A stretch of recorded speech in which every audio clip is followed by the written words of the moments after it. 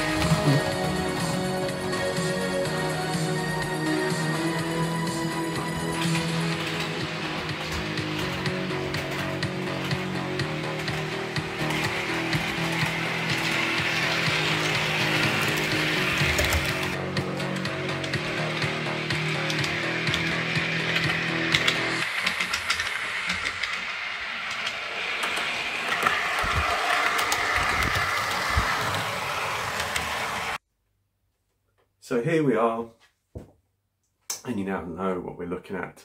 So let me explain to you what it's all about and why I think it's bizarre. So firstly, yesterday my little car, real car, had its MOT, and whilst it was there I had a little trundle around Fleet, and there's a couple of model shops in Fleet, and it's very rare I go in there. And I thought, well, I had a little bit of time to kill, so I popped in there and I come across this particular item. Now, I wasn't aware it was out. Apparently, it's a relatively new release, and it's quite a, you know, it hasn't been around that long. And I wasn't aware that Hornby were making it. And let me show you what it is. It's this yellow two-car Hornby Railroad DMU. And here it is. Now let me give you the R number for this for anybody who's interested. This is number R30195, and it's Network Rail Class 960, bear that in mind. Two-car DMU, Iris 2. So the original Iris was like, in fact I could probably show you, it's like the Derby Lightweight. That was the original Iris. And it's number 901002. Now, like I said, I was just literally perusing this yesterday. just happened to come across it by pure chance. Me being me, I love my DMUs. I have a bit of a DMU kind of love. I've always had DMUs, I've always loved them. Even in my Berger days, I had a lot of DMUs, especially the 2 cars and the 1 car DMUs, bubble cars. And I did have a few 3 cars and 4 cars, but mainly 2 cars that I particularly loved, because a 2 car DMU and a single car DMU always makes the layout seem a lot bigger than what it actually is, because it has more further distance to travel. The fact that it's network rail also sold it to me, because as you can see, yellow is quite a big thing here on my layout. I love network rail and engineering trains of any description. And the original RRP for this, I think, was about 135 for a 2 car DMU, which I think for a Hornby railroad is pretty good going at the best of times in any case. I mean, if you get, I think standard locomotives railroad, I think are over £100 these days. I think about 105 or something like that, 110. So to get this for 100 and, well, I didn't pay 135, as you can see on the ticket. I got it 120. Now you can actually get it for 110 on Amazon, but I don't have an Amazon account. I don't buy a huge amount of Amazon stuff. So if you bought it on Amazon, you could probably get free delivery, which you would have saved yourself a tenner, but I don't. So in my mind, I'm thinking, by the time I've paid another 5 or 6 quid for the postage or whatever to have it delivered by Amazon, then I have to wait a few days. I might as well just get this one. So that's what I did. So bear that in mind. If you are interested in this, you can get it via Amazon, and you can also get it via other retailers. So if you have an Amazon account, that's the cheapest place to get it if you want one. Everywhere else I've seen it for about £135 and thereabouts. So it's a lovely DMU, but it's quite strange. Now, in this light, you might not be able to tell, but I'll explain it to you in just a minute. So it comes in this sort of standard kind of box. I'm not going to do like a Sam's Trains kind of do a performance review and mark it out of stars and out of 10 and all the rest of it, because I leave it to him, because he knows what he's doing, I don't. This is just my opinion, and this is what I just think of this particular item. It's not a particular review or about either slating off Hornby or giving them particular praise or anything. These are just my opinions. So when you take it out, you do have to bear in mind a few things with this. So like I said, it comes in a sort of egg carton box, and it is really rather lovely.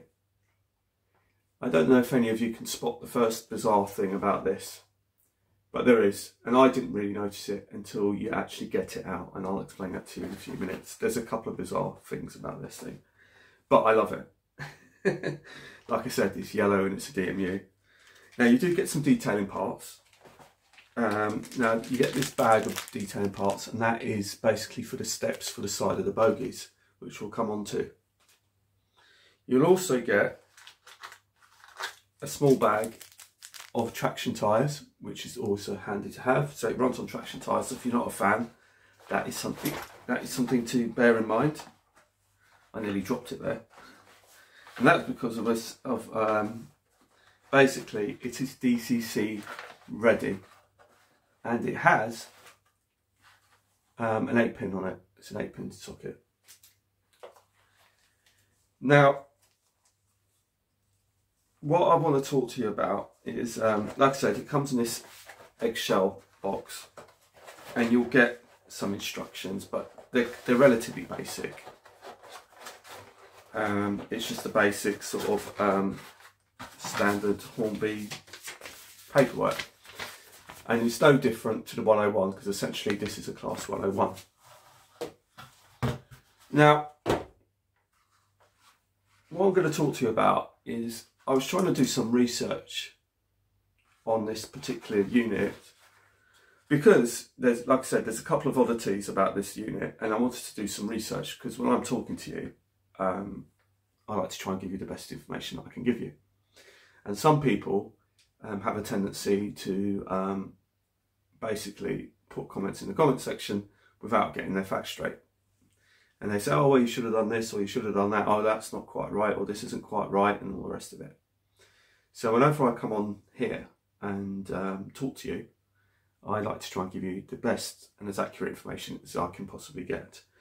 So one of the oddities about this thing is the colour.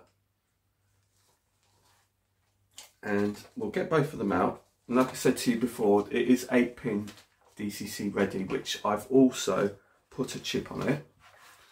And it's very easy to get the chip on it because the body's just clipped.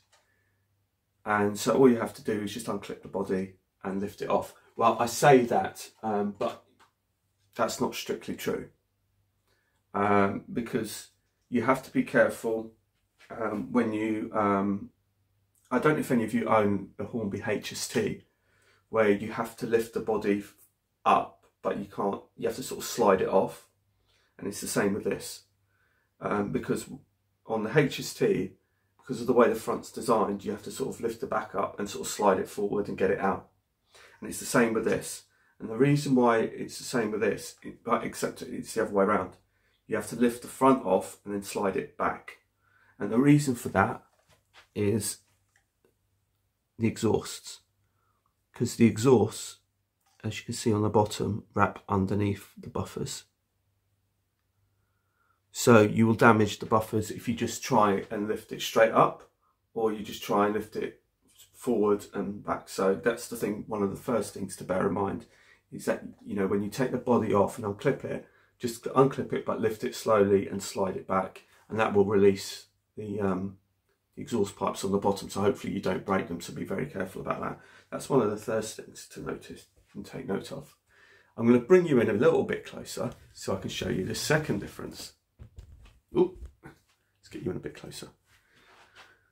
Now, this is something I didn't notice at first, and maybe you guys haven't noticed, but maybe the more acute of you would have noticed. I'm going to put them on top of each other, see if you notice what I'm talking about. Have you got it yet? Well, the top unit is actually a different shade of yellow to the bottom. And that's the first oddity about it. And this is what got me thinking and got doing the research. I thought, hang on a minute, what have all me done here? It's like, they're not, this one's a darker shade to this one. And you can see, now you put them together, you can see, especially on the end, if you look at the end of here, you can see that there's a different yellow shade to that one. However, I did my research. This brings me to the second oddity about this unit. On the box, Hornby have said that this is a class 960. However, it does say it's 901002. Now, when I googled 960, nothing came up. And in fact, when I put it into YouTube,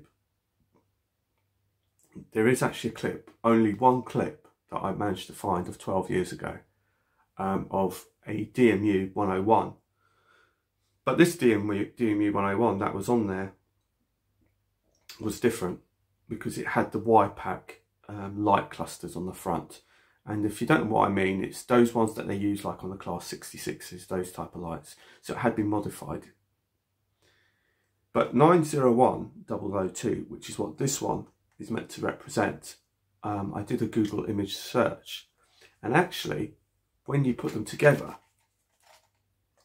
Hornby have actually got this right, because I did notice that actually it's true. One of the coaches, one of the ends was in this lighter shade, and the other one was actually in this darker shade. And this was this is like I said, 901002. So that's what these two are meant to represent. So Hornby actually got that right. So it wasn't a case of, oh, they've messed up or whatever, but it's actually true. But it's not strictly accurate, and it's not 100% brilliant either.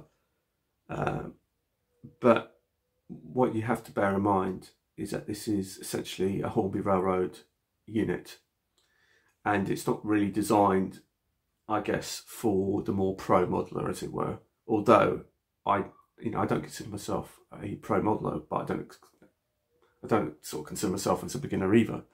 But yeah, I've been around the block doing modelling for a long time, and it still satisfies my needs. But what I'm saying is, you can tell by the detail on the bottom, it's not like the Batman, which I do have a Batman, I'll show you that soon. But you can also see the way that it's got the printed for the vents. It's just literally, the vents are straight over the windows. It's not like proper vents. And if you look on the other side, it's exactly the same. They've just basically printed over the windows and left it at that. So it's not, you know, if you wanted to go to town on it, maybe you could get some etched vents or something like that, and you can sort of like go through all the hassle of cutting it up and really going to town and really doing it proper, do a proper job on it. But for my purposes, it's perfectly fine, and I'm perfectly happy with it. And it doesn't have sprung buffers, because you don't expect that on a railroad locomotive. There's no sprung buffers. But it's nicely detailed, and it does have a separately fitted wiper. And on the destination board, it actually says Iris 2. Now, one of the differences that also isn't correct, but again, you give Hornby a bit of a buy on this, because like I said, it is a Hornby Railroad locomotive, as it is. If you were paying like Batman prices, you'd be saying, well, that's just not on. But the centre headlight, I noticed, is offset. So it's the actual headlight is not actually in the middle as it is here, but it's actually slightly offset to one side on the real one. And I have seen images, and if I do have that image, I will post it on one of the corners, so you can actually have a look and see what I'm talking about, so you don't just think I'm making this stuff up. But the most bizarre thing about this unit, which this is one thing I really can't really fathom out, because I really find it really bizarre, is that although it's two colour shades, and you might say, well, that seems a bit odd, and they class it as a 960, but it isn't. If you put 960, nothing comes up, you might think that's bizarre. The colour shading is actually correct by Hornby, the differences, so that's fine. I'm not going to complain about that. And I've said this before years ago, that a lot of these Network Rail yellows, they're not always necessarily a correct shade. They're all different. You look on the network, and sometimes they're all different shades. So I'm not overly fussed about that, but it is correct. The most bizarre thing about this unit is the bogies, and I'm going to show you why. When I first took this unit out, this is the first unit I took out, and I turned it around, and I looked at the bogies, and I thought, absolutely brilliant, grand job, Hornby, well done.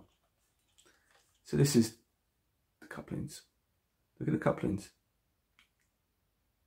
They are NEM socket couplings, which means you can get rid of these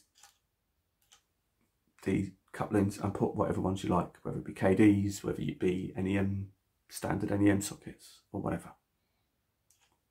Or can you?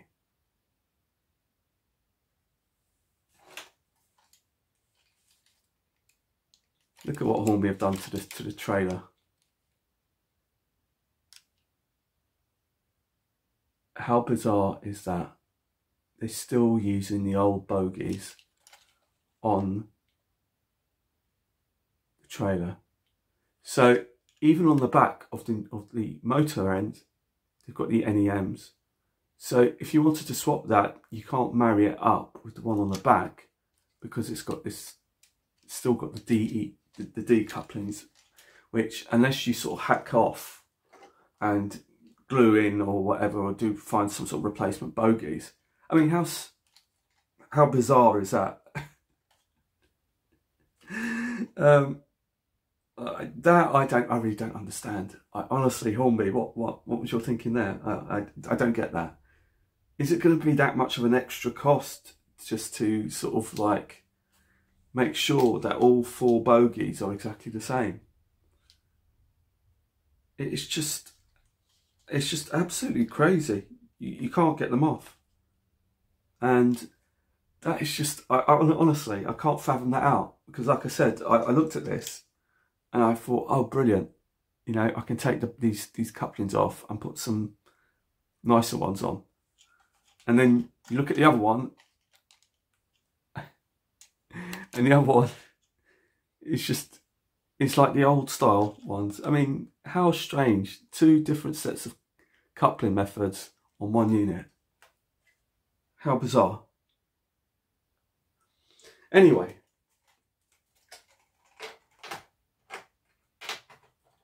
I think overall,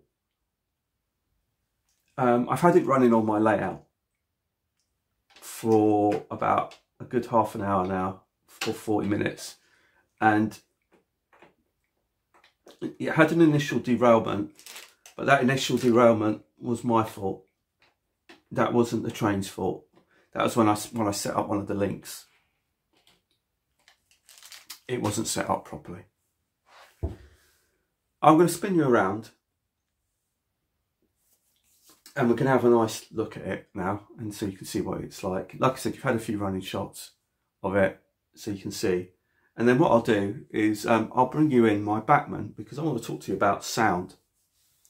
So I'm going to spin you around and show you this one, and then I'll bring you in my Bachmann 101 with sound. So now, as you can see on the layout, you can clearly see the 2 shade differences between the two cars, and so, but it is right. And I'm now about to bring you in my Bachmann, as you can probably hear in the background, and that's a 101 heritage unit. And like I said, you can see how nice it is. It does look very nice, and it is designed for beginners, but it still has a purpose on this layout, and I think it's a great little unit for £120. But let's just bring in my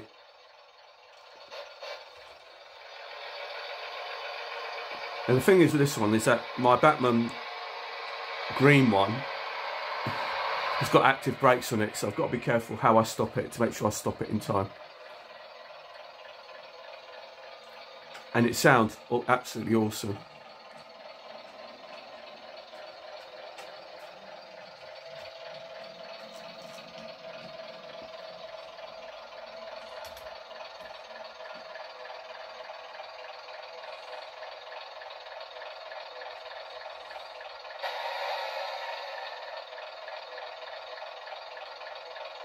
Now what I'm going to do is just shut it down.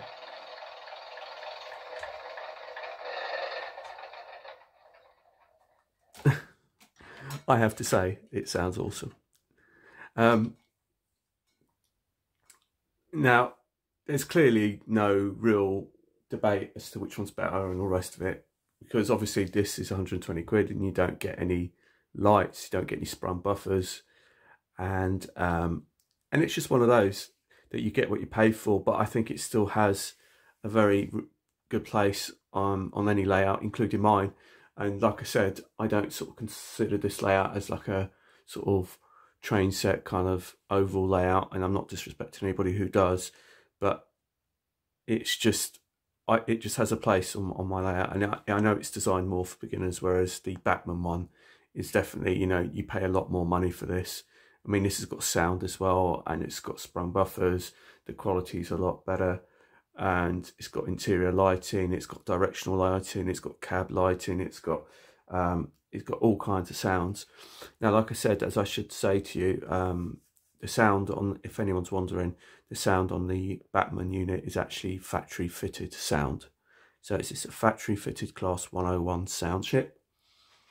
And anyone who's got the class 158 sound chip, which I've got, and it's factory fitted, there's no contest in my eyes and to my ears in terms of the sights and sounds. I think that the sounds especially is so much nicer on this one and clearer. The 158 that I have seems so muffled, but this one sounds absolutely awesome and clear. I'll give you a startup sequence. So I was actually considering getting sound for this one. It hasn't. This has just got a standard 8-pin chip in it. But I do have a bubble car, which I'll show you in a minute, which I was considering taking the sound out, but I'll tell you why I'm not going to in the end. So let's hear the startup sequence for this DMU, just so you can hear it.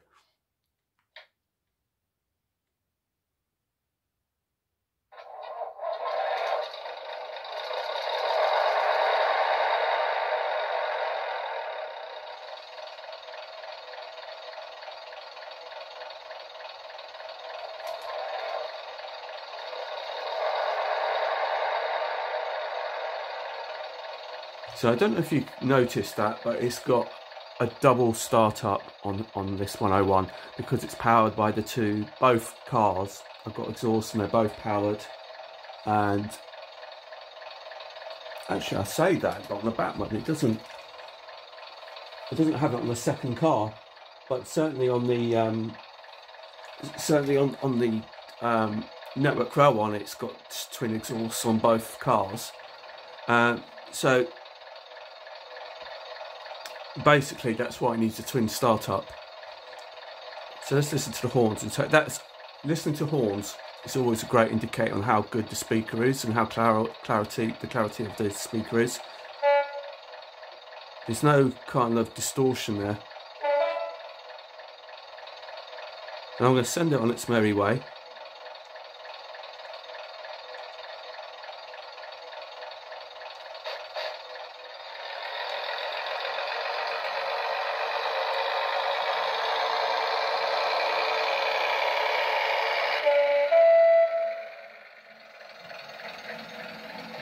And there it goes.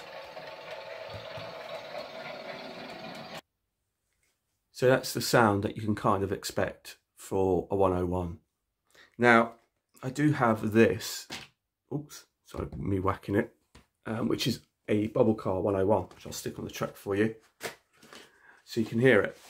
Because this one is one of those Frankenstein locos where I took the body off a Lima 121. So if you are thinking whether or not you can swap it or not, you can. So I took the body off a Lima 121 because I wanted this green body, and here it is. And I stuck it onto one of these Hornby railroad chassis because I knew the pickups would be better and the chassis would be better.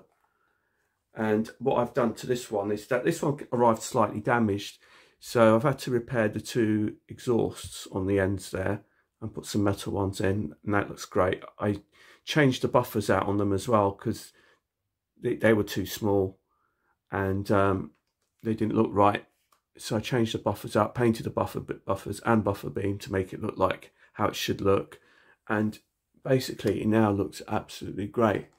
But I'm going to put it on the layout and let you listen to it, because what I was going to take the sound chip out of this to possibly put it into that 101 that I've got. But the problem is that this one doesn't have the dual startup. So I'll let you listen to it.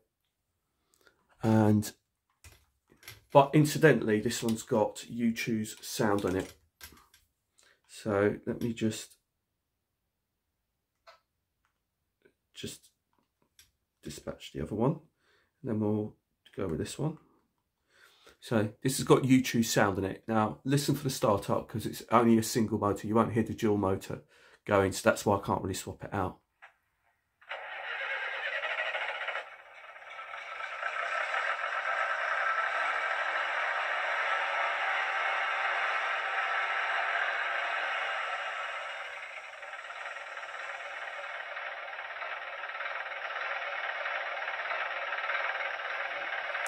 So as you can hear, it's just a single startup, so that fits for the bubble car, but it wouldn't necessarily fit on the 101 if you were being really pedantic about it.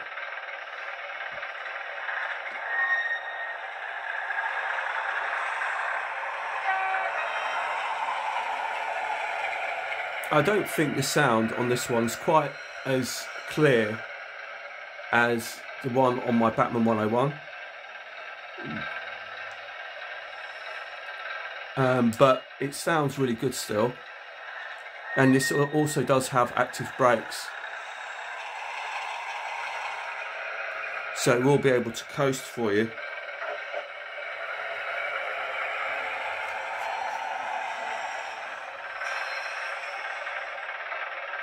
So that was with the brakes on. So we'll send it off on its merry way.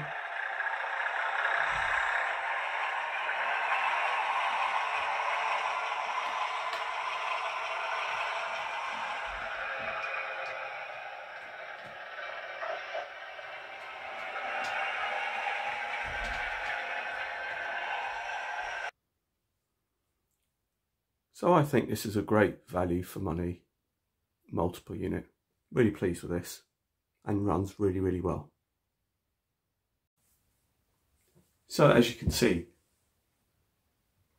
it's an experiment for you and for me actually, because I've learned something new today. Because I wasn't quite sure what the startup sequence was for the Bachmann 101, and I wasn't quite sure what the startup sequence was for the 121. But clearly, there is a dual engine startup on the 101, which there isn't on the 121, so I can't really transfer the sound into this 101. However, that's something learnt now, so it's something to contemplate whether I want to put sound into that 101. And like I said, if you are interested in the sound files, the green Bachmann 101 has got the standard factory sound, whereas the Class 121 has got the You Choose sound file in it, which is very good.